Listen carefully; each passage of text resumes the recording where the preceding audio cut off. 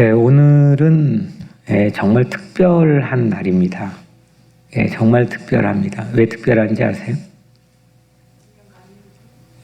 제가 오늘 색다른 스타일로 이발을 하고 와서 특별할까요? 왜 특별할까요? 오늘은 이 지구라는 별에 교회가 난생 처음으로 시작하는 것을 기억하고 기념하는 성령 강림 주일이기 때문입니다. 예수님께서 승천하신 후에 오순절 명절을 맞아서 예루살렘의 한 성문 밖 다락방에 120명이 모였을 때 성령이 각 사람에게 강력하게 임했고 그로 인해서 교회가 시작이 되었습니다. 그때 그 처음 교회라는 이 공동체에 어떤 일이 일어났을까요? 우리 교회 안에도 오늘 유아 세례도 베풀고 또 빵도 먹고 예배도 드리고 기도도 하고 아주 많은 일들이 우리 교회 안에도 있지 않습니까? 이 교회라는 공동체가 이 땅 지구상에 처음 생겨나고 어떤 일이 일어났을까요? 무엇을 했을까요? 그걸 오늘 함께 나눠보려고 합니다. 사도행전 2장 우리가 읽은 이 같은 장에 교회의 첫 번째 모습이 소개가 됩니다. 말의 사건이 일어났습니다. 그러니까 언어의 사건. 마치 말의 이벤트처럼 새로운 말의 사건이 이 오순절 성령 사건 통해서 일어났습니다. 4절 그들이 다 성령의 충만함을 받고 성령이 말하게 하심을 따라 다른 언어들로 말하기를 시작하니라. 아멘. 성령이 말하게 하심을 따라 다른 언어들로 말을 하기 시작했다는 겁니다. 성령은 사람들이 다른 언어들로 말하게 하셨습니다. 그런데 이 말은 우리가 흔히 아는 성령의 은사의 방언처럼 못 알아듣는 하나님과의 신비로운 비밀스러운 교제를 하기 위해 그런 말이 아니라 성경은 이 말은 알아듣고 이해가 되는 말입니다. 8절 우리 각 사람이 난 곳 방언으로 듣게 되는 것이 어찌 됨이냐. 갈릴리에서 벗어나 본 적이 거의 없는 이 사람들이 외국어 교육을 단 털끝만큼도 받아본 적이 없었을 그 사람들이 동서남북 디아스포라의 교포들이 한데 모여 있는데 각자의 온 그 나라의 말로 말하는 겁니다. 알아듣는 겁니다. 서로 통하게 되었습니다. 말의 사건이 일어났습니다. 그리고 이 말의 사건으로 오늘 이 교회가 생겨난 직후에 처음 그 교회 안에 일어난 일은 베드로가 설교를 했습니다. 사도행전 2장 14절부터 36절까지 총 22절의 분량의 설교를 이 오순절 성령 사건 직후에 처음 우리에게 보도해주고 있습니다. 교회 안에서 일어난 일이죠. 다시 말하면 말씀이 교회 안에서 사건을 일으켰습니다.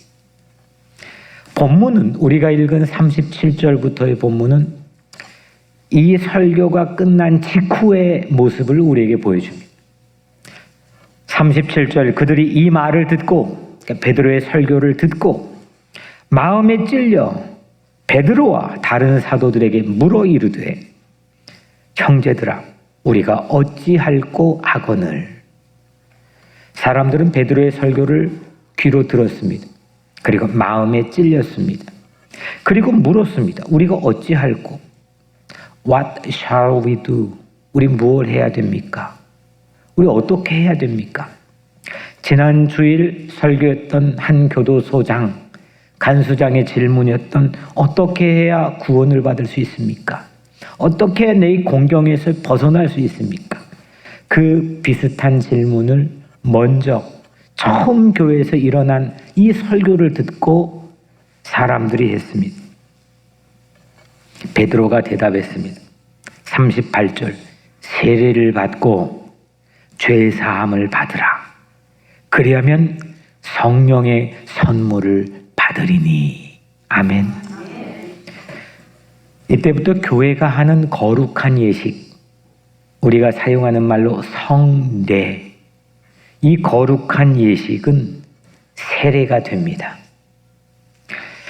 41절 그 말을 받은 사람들은 세례를 받음에 이날의 신도의 수가 3,000이나 더하더라. 아멘. 이렇게 성령 충만을 받고 시작된 교회에서 일어난 일, 그 일은 세례로, 이 세례는 2000년 동안 멈추지 않고 지금까지 지속되고 있습니다.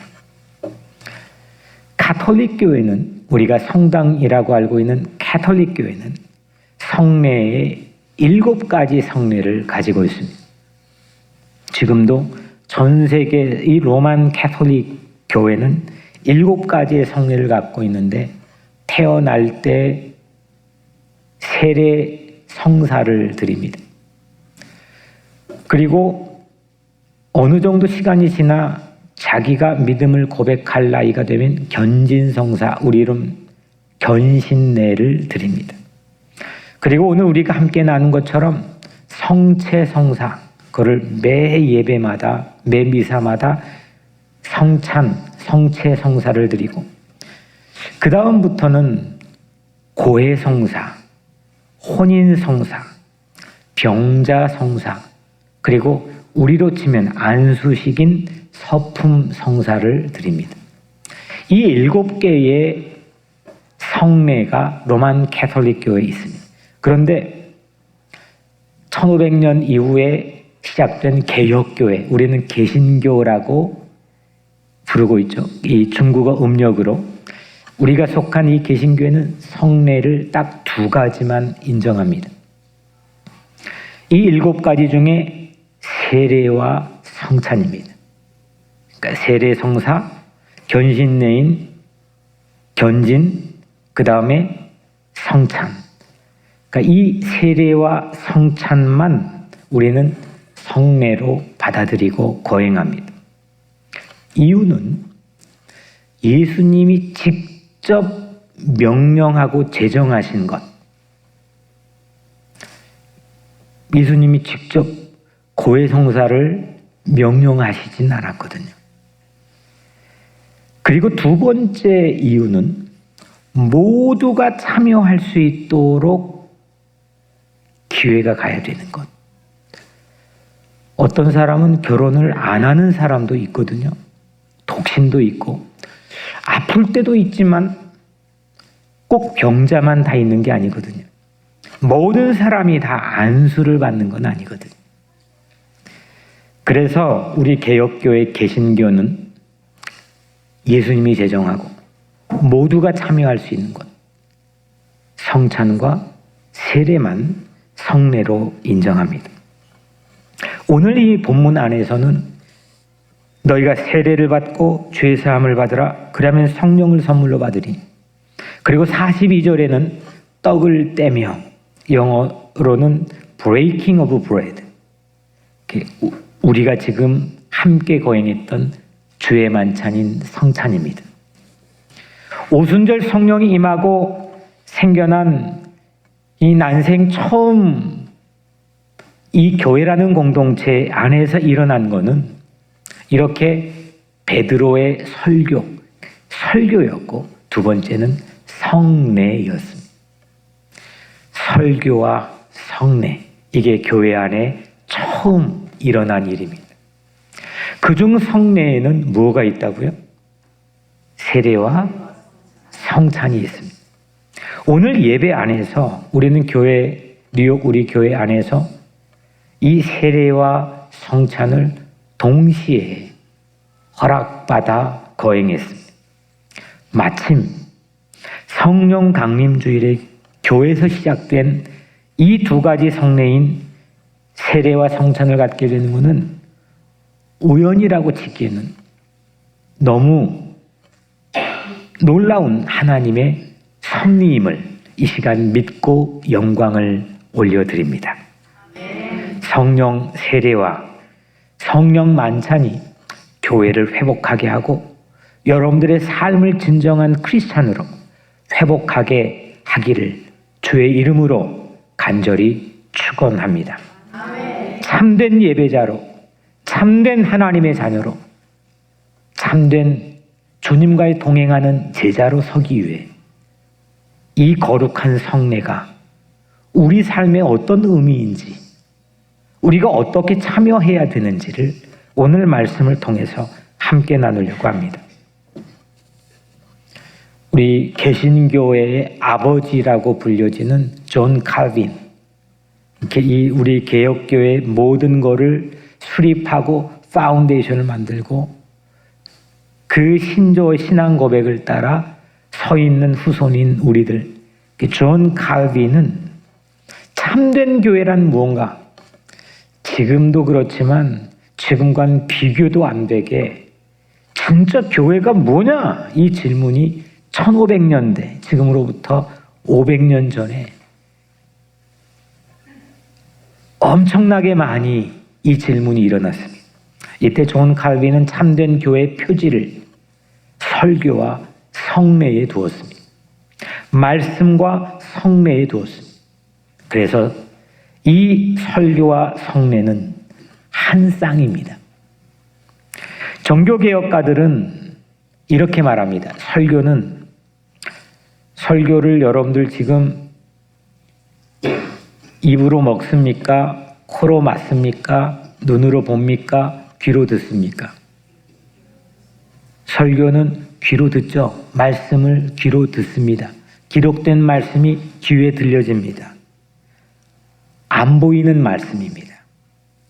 안 보이는 하나님을 이 땅에 우리에게 그 뜻을 알게 하는 게 안 보이는 말씀인 하나님의 진리입니다. 그런데 성례는 오늘 이 빵과 잔 그리고 물을 세례 때 부었던 그 물은 보입니까? 안 보입니까?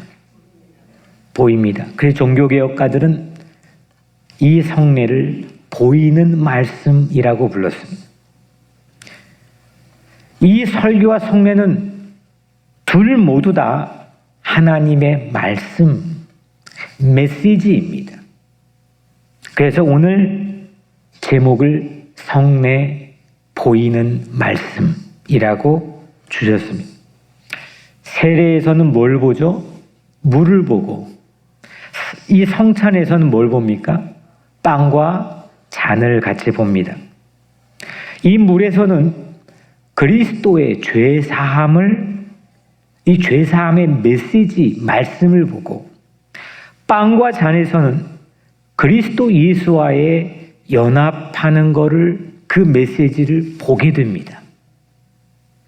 들었던 것을 보게 되는 거죠. 세례와 성찬은 내 열심을 보는 게 아닙니다. 오늘 성찬, 하나님 나 죄를 너무 많이 졌는데 나 이 시간 결단하고 다짐할 테니까, 그런 충성스러운 여러분들의 열심을 성찬에서 보는 게 아닙니다. 우리는 보통 그 분위기를 창출하고 그 마음을 가다듬기 위해 생각하지만 성찬은 그런 게 아닙니다. 세례도 그렇지 않습니다. 세례와 성찬은 우리의 열심을 비저블하게 보는 게 아니라 하나님께서 약속하시고 언약하시고 말씀하시고 예수님께서 이루어내신, 성취하신 보이는 말씀으로 우리를 이끌어 인도하는 게 성례입니다. 성례는 우리가 하나님 말씀 안에 있구나, 내가 하나님의 메시지 안에 있구나, 이거를 그려주는 하나님의 그림과 같다는 생각을 하게 됩니다.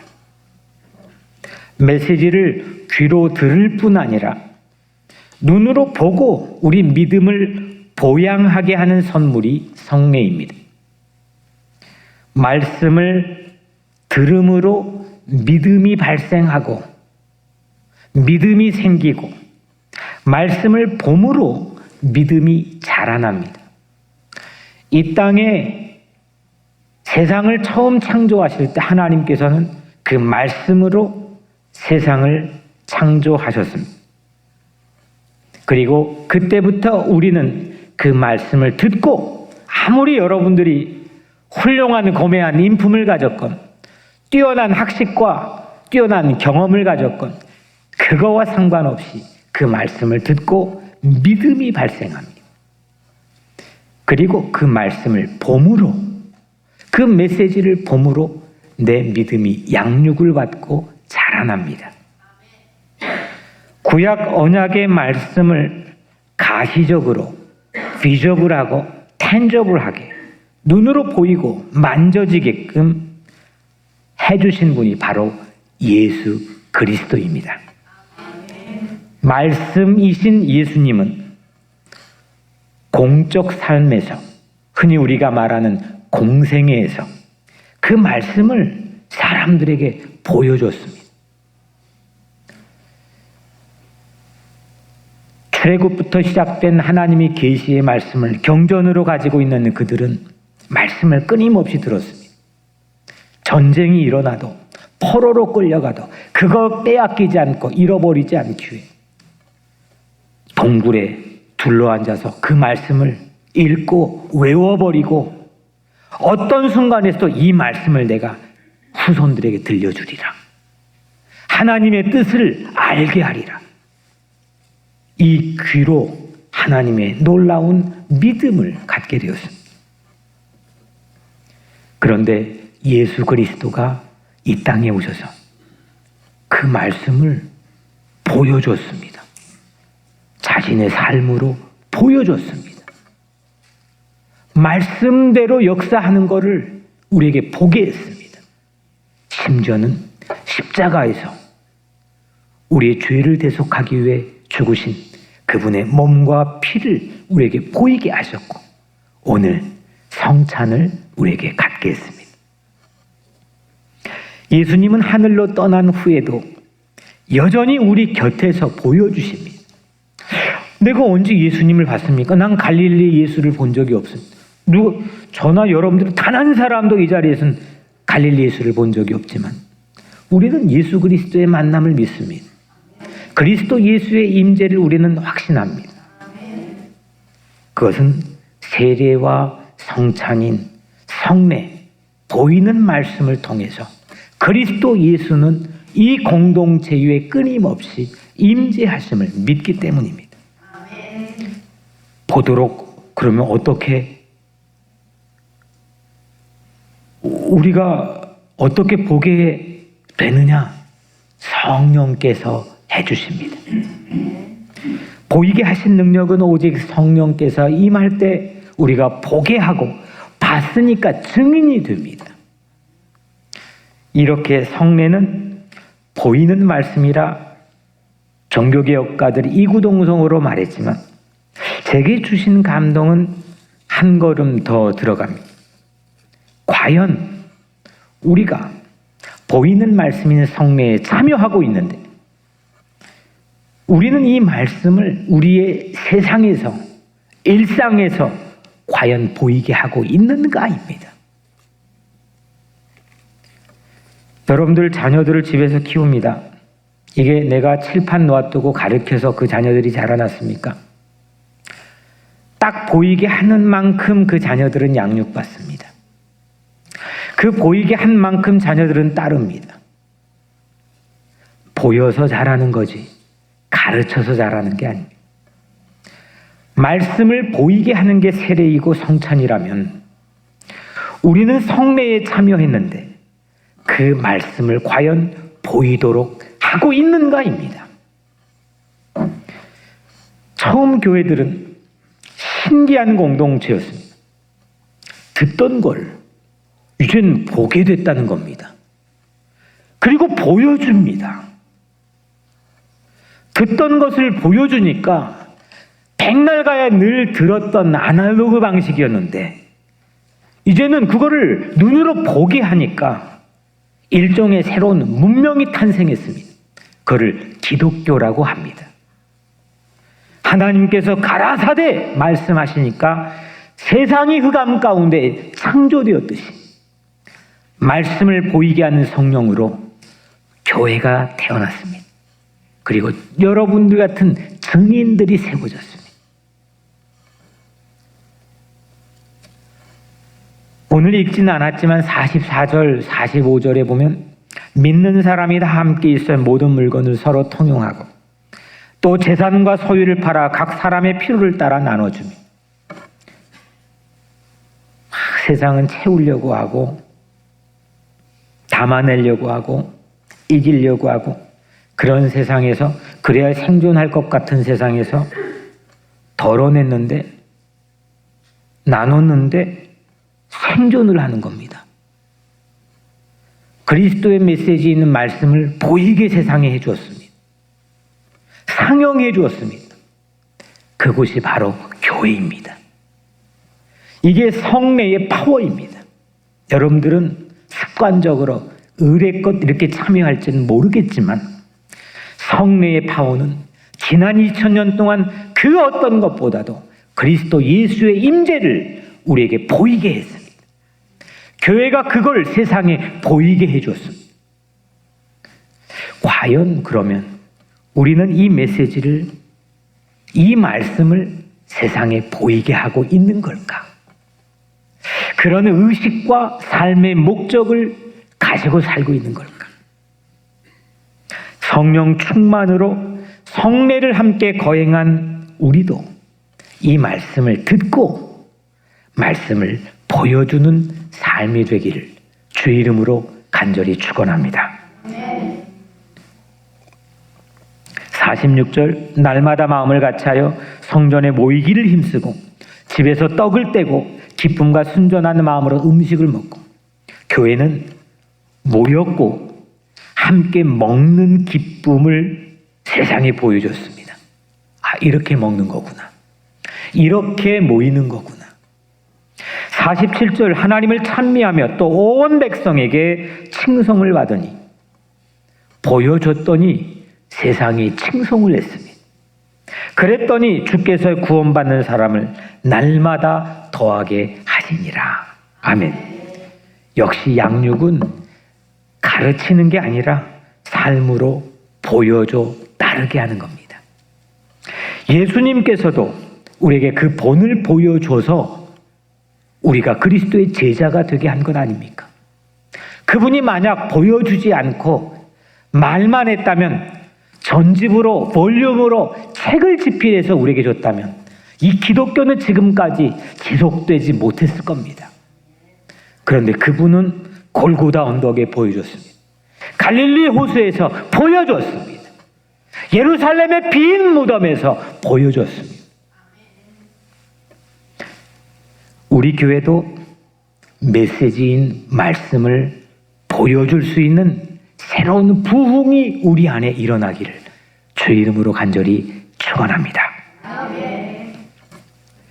세례에는 세 가지 의식이 있습니다.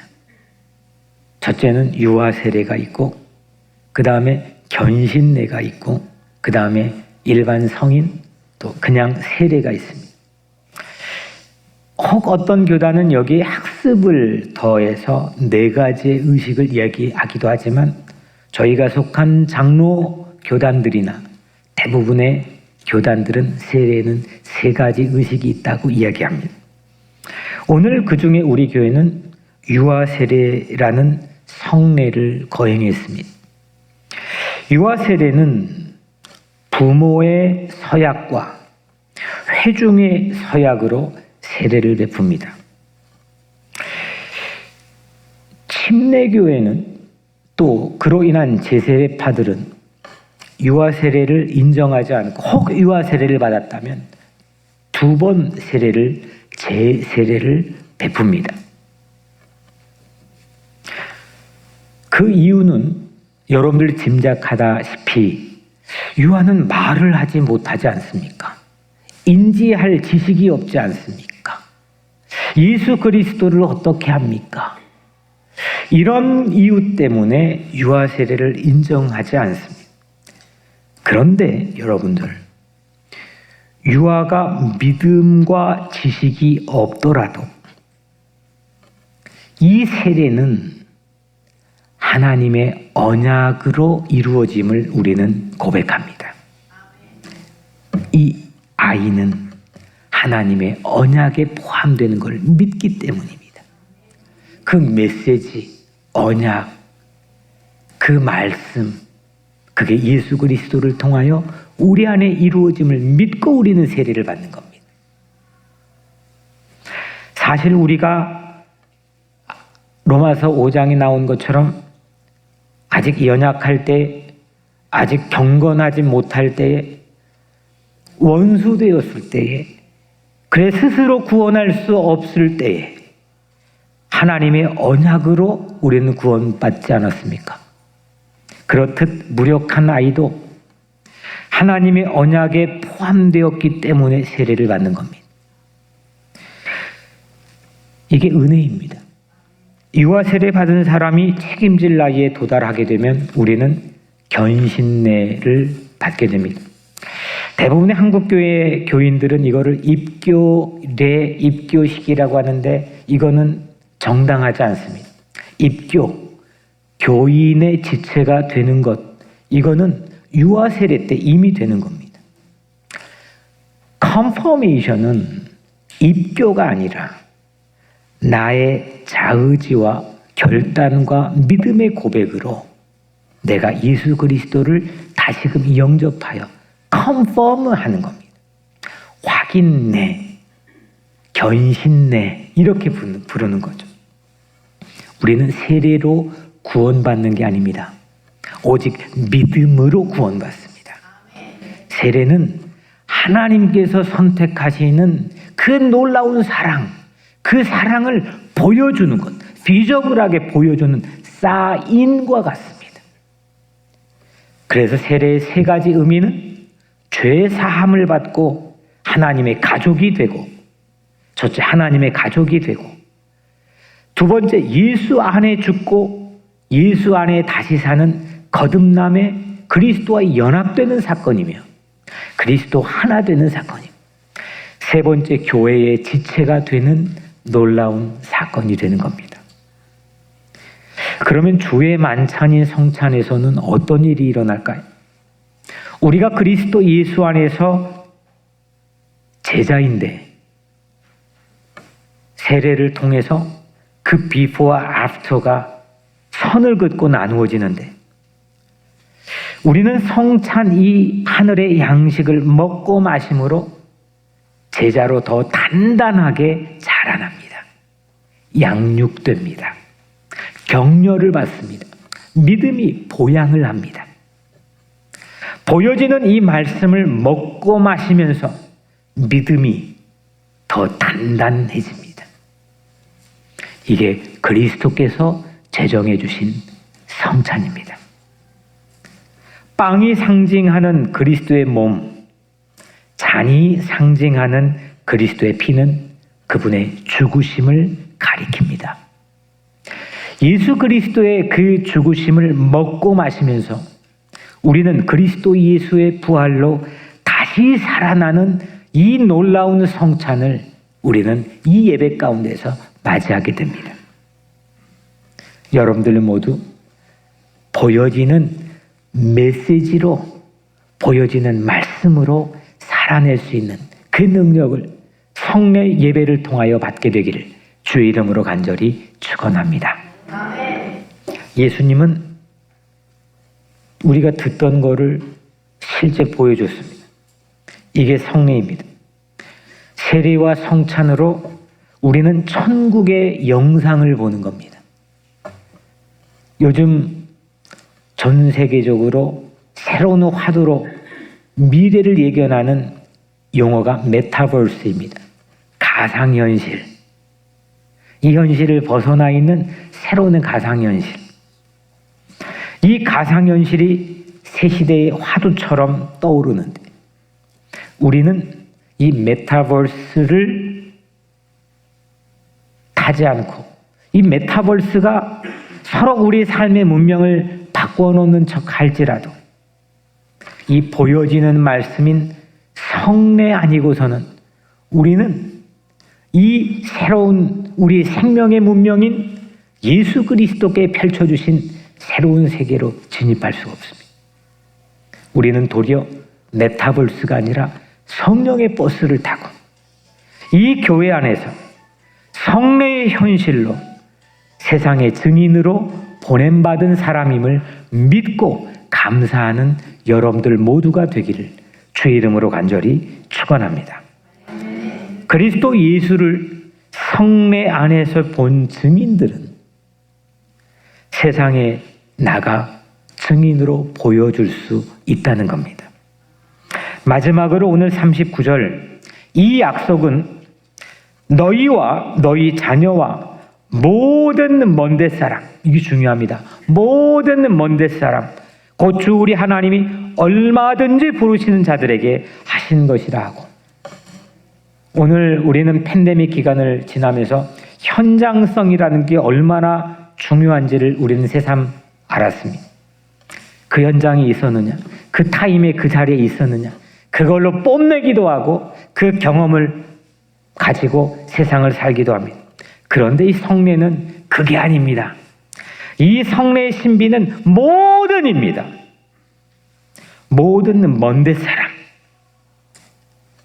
예수님께서 직접 제정하셔서 성례고 또 모두에게 적용될 수 있어 성례인데, 세대가 바뀌어도 상황이 달라져도 똑같은 메시지가 모든 시대, 모든 사람에게 번역이 되고 들려지고 보여질 수 있다는 게 성례의 신비인 줄로 믿습니다. 이 이걸 가지고 여러분들은 어떻게 트랜슬레이션 합니까? 어떻게 번역합니까? 즉각적으로 번역합니다. 500년 전에도 1000년 전에도 세대가 달라도 인종이 달라도 상황과 형편이 달라도 물을 보고 우리는 뭘 번역합니까? 무엇을 봅니까? 씻을 수 없는 나의 억겁의 엄청난 이 죄를 하나님의 놀라운 은총으로 씻어주신 그 용서하심을 봅니다. 모두에게. 우리는 1.5세, 2세, 1세, 포인트 5 이 차이를 가지고 마치 못 넘을 것처럼 이야기를 합니다. 그런데 그 정도가 아니라 7세대, 10세대, 20세대, 100세대 엄청난 시대가 흐르고 세대가 바뀌어도 똑같은 메시지가 모든 사람에게 번역되고 들려지고 보여지는 것은 오직 성령을 통해서 우리에게 임하는 줄로 믿습니다. 사랑하는 여러분, 세례로 그리스도의 편지인 우리에게 예수님의 소인이 찍혔습니다. 성찬을 통해 그리스도의 생명이 우리를 키워주고 지켜주고 보호하고 앞으로 나가게 합니다. 조금만 상황이 달려도 내 마음이 달라지는 그런 세상 모습이 아니라, 상황이 달라져도 똑같은 메시지가 나에게 있고 상황이 바뀌어도 같은 말씀이 모든 세대 모든 사람에게 보여지는 삶, 그런 교회가 되기를 주님의 이름으로 간절히 축원합니다. 기도하겠습니다. 은혜로우신 아버지 하나님, 감사합니다. 우리에게 보여지는 하나님으로 우리에게 성육하여 친히 임재하여 주신 예수 그리스도의 놀라운 사랑을 이 시간 이 성례를 통해 이 말씀을 통해 함께 나누게 하시니 감사드립니다. 하나님, 세대가 바뀌고 상황이 달려져도 똑같은 메시지가 우리 눈에 보여지는 영안이 열리게 하시고 그걸 보고 세상에 가 그 메시지를 보여주는 증인의 삶을 우리 모두가 살게 하여 주옵소서. 예수 그리스도 이름으로 간절히 기도드리옵나이다. 아멘.